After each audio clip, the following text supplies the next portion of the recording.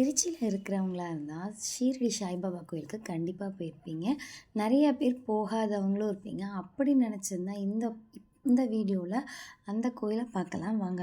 ரொம்ப சூப்பராவும், ரொம்ப பீஸ்ஃபுல்லாவும் இருந்துச்சுங்க இந்த கோயில. பார்க்கறதுக்கே அவ்ளோ அற்புதமா இருந்துச்சு. இங்க காலையிலேருந்து உங்களுக்கு அன்னதானங்களும் வழங்குவாங்கன்னு சொல்லி போட்டிருந்தது. நாங்க போன நேரத்துலயும் அன்னதானம் நடந்துட்டு இருந்துச்சு. நாங்க கோயிலெல்லாம் போய் சுத்தி பார்த்துட்டு, அப்படியே போய் அங்கேயே சாப்பிட்டுட்டு, அதோடைய எக்ஸ்பீரியன்ஸ் சொல்லவே வேணாங்க. எத்தனை பேர் திருச்சி போய் இந்த கோயில மிஸ் பண்ணியிருந்தீங்கன்னா, மறுபடியும் நீங்க திருச்சி போனீங்கன்னா, மிஸ் பண்ணாம இந்த கோயிலுக்கு போய் பாருங்க.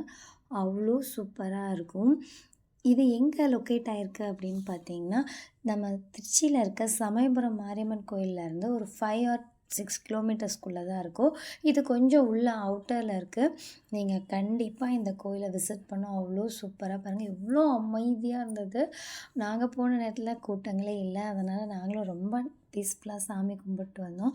அங்க இருக்க சாய்பாபாட்ட நல்லா மனமுருகி வேண்டிட்டு வந்தேன். கிருஷ்ணர் சிலையாகட்டும், எல்லாமே பார்க்கறதுக்கு அவ்ளோ சூப்பரா கட்டியிருக்காங்க. ரொம்ப அமைதியா அந்த இடத்துல போனாலே அவ்ளோ சூப்பரா இருந்துச்சுங்க அந்த எக்ஸ்பீரியன்ஸ். அது மட்டும் இல்லாம கீழ ஒரு அண்டர் கிரவுண்ட் மாரி இருக்கு. அங்க வந்து பார்த்தீங்கன்னா, இந்த மாரி தனியா ஒரு சிவனுக்குன்னு சொல்லி ஒரு சன்னதி இருக்கு. அங்க ரொம்ப சூப்பரா இருக்கு.